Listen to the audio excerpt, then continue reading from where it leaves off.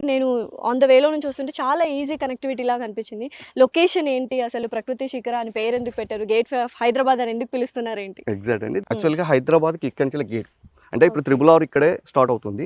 Exit ఇక్కడి నుంచెల్లే వస్తుందండి. Okay. Just 300 మీటర్ల దూరంలో మనకి ఎగ్జిట్ ఉంటుంది త్రిబుల్ ఆర్. ఓకే. సో అందుకే గేట్‌వే ఆఫ్ హైదరాబాద్. హైదరాబాద్ ఇక్కడ నుండి స్టార్ట్ అవుతుంది కాబట్టి మన వెంచర్ గేట్‌వే ఆఫ్ హైదరాబాద్ అని పెట్టుకోవడం జరిగింది ఒకటి. ఓకే. రెండోది connectivity. Hyderabad to Warangal national హైవేకు కనెక్టివిటీతో పాటు అన్ని ఫెసిలిటీస్, ట్రైన్ కానీ దగ్గరలోనే కలెక్టర్ ఆఫీస్, ఓకే. అపోజిట్ మన ఆపోజిట్నే ఇప్పుడు- కలెక్టర్ ఆఫీస్, పక్కనే కేంద్రీయ విద్యాలయం స్కూల్ ఉంటుంది. Oh! Near by Yadagirigutta, just 5 minutes Yadagirigutta. So, Swarnagiri temple 5 minutes. ఇక్కడే రోప్ వే, ఇప్పుడు మన ఏమంటారు భువనగిరి పోర్ట్ ఉంటుంది, పోర్టుకు rope way rope way start చేస్తున్నారు. yes. wow. రోప్ వే కూడా స్టార్ట్. So, అంటే మంచి దాదాపు టూరిస్ట్ అట్రాక్షన్. అట్రాక్షన్ వస్తుంది, ఒక హబ్ లాగా అవుతుంది. ఇది HMDA limits and YTDA and RERA permissions తో అన్ని డెవలప్మెంట్, అంటే సీసీ రోడ్లు కానీ, డ్రైనేజ్ కానీ, ఎలక్ట్రిసిటీ కానీ, చుట్టూ కాంపౌండ్ కానీ, ప్రతిదీ, వాటర్ ట్యాంక్ కానీ, ప్రతిదీ కంప్లీట్ చేసి